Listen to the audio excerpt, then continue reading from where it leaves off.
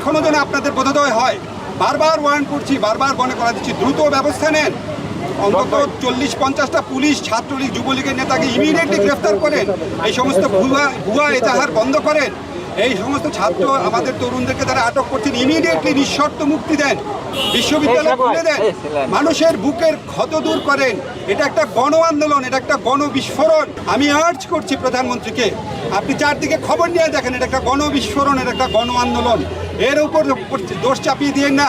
আপনি খবর নিয়ে দেখেন গোটা সংস্কার আন্দোলনে ছাত্রলীগের কত নেতাকর্মী অংশ নিয়েছে। আপনি খবর নিয়ে দেখেন বিশ্ববিদ্যালয় হলগুলো থেকে ছাত্রলীগের নেতাদেরকে যে পিটিয়ে বের করেছে, সেখানে সিংহভাগ ছাত্রলীগ নেতা ছিল কিনা। আপনি খবর নিয়ে দেখেন আওয়ামী লীগ পরিবারের মধ্যে এই সমস্ত নিয়ে প্রশ্ন আছে কিনা। এখনো জনধিকৃত শাসকে পরিণত হওয়ার আগে এখনো যেন আপনাদের বোধোদয় হয়, এটাই আমার আপিল থাকে। আপনাদের লজ্জা লাগে না যখন সীমান্তে বাংলাদেশের মানুষকে হত্যা করে তখন কিচ্ছু করতে পারেন না? লাশ হস্তান্তরের জন্য হাতে পায়ে ধরেন। আপনাদের লজ্জা করে না? মিয়ানমার বারবার বাংলাদেশের স্থল সীমা অতিক্রম করে অ্যাটাক করে করে চুপচাপ বসে থাকেন। সব বীরত্ব, সব সাহসিকতা, সব অস্ত্র বাংলাদেশের তরুণদের উপর। আপনাদের লজ্জা হওয়া উচিত। আমাদের টাকায় আপনার অস্ত্র কেনা হয়, আমাদের টাকায় আপনার ট্রেনিং হয়, আমাদের টাকায় আপনাদের সমস্ত সুযোগ সুবিধা, আর আমাদের তরুণদের